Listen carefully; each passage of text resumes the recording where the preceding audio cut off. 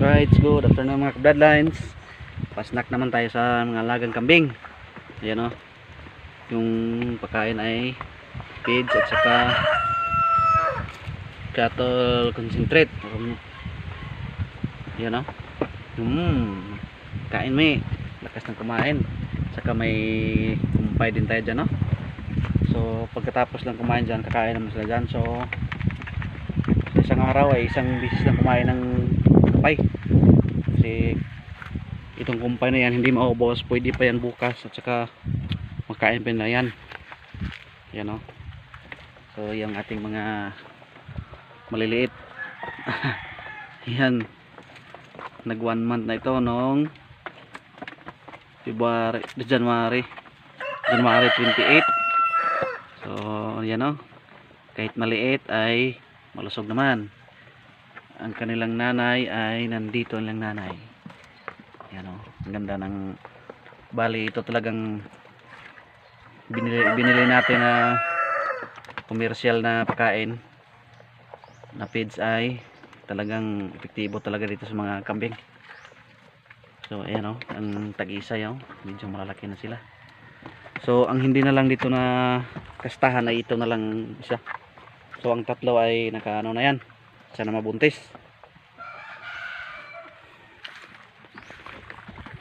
Yan o. Pati yung mga anak nila ay lakas na din kumain ng feeds. Konti lang ang feeds nito ha. Ito yan o. So ang pinakadami dito ay yung concentrate na ano, cattle concentrate.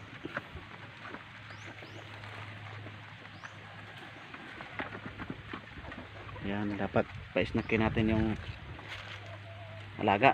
Ayan o.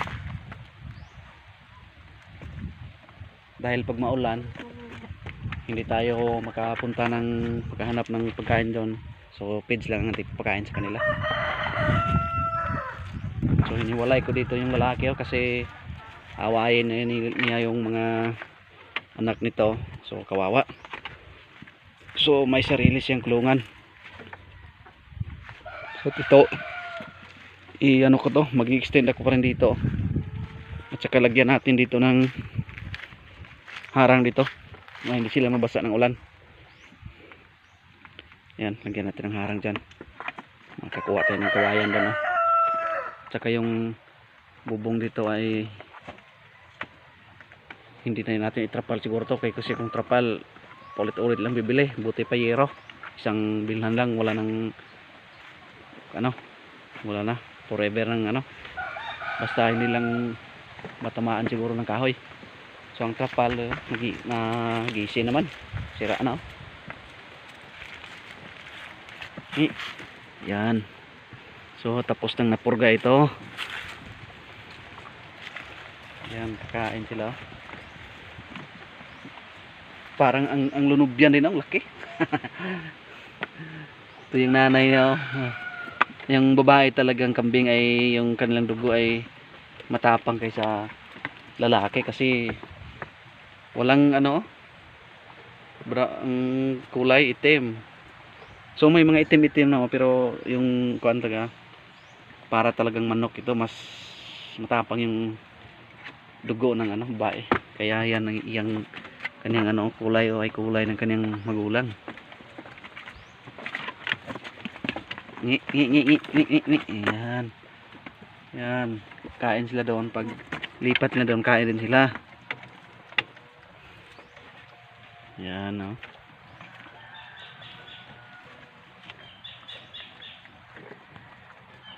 Mabilis lang itong turuan yung mga kambing na magpakain.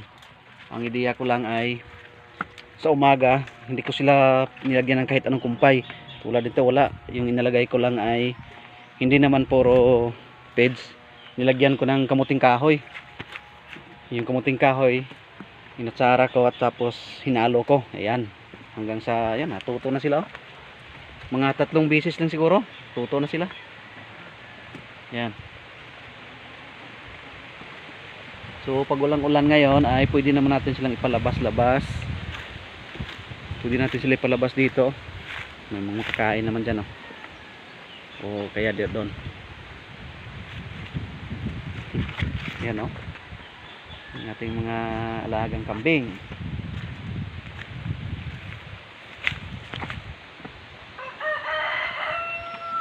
So ayan mga ka-bloodlines, oh, yung alaga. Ayan.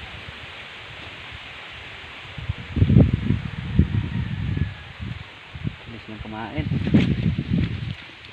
Parang ubos na.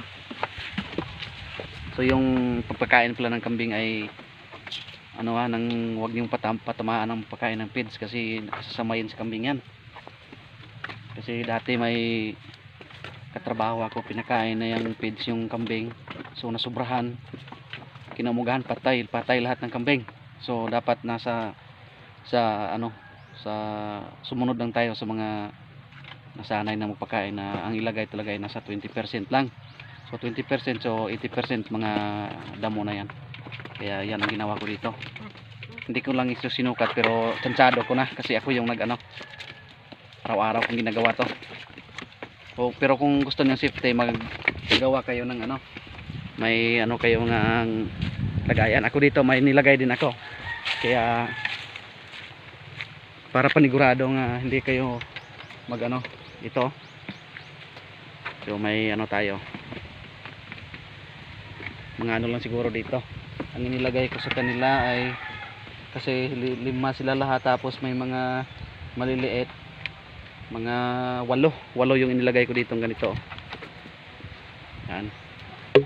Para hindi naman sila mga sobrahan. So yan lang muna ang ma-update ko sa inyo mga ka-bloodline. So God bless po. Maraming salamat pala sa mga bago kong subscriber at sa mga silent viewer dyan. So shout out sa inyo.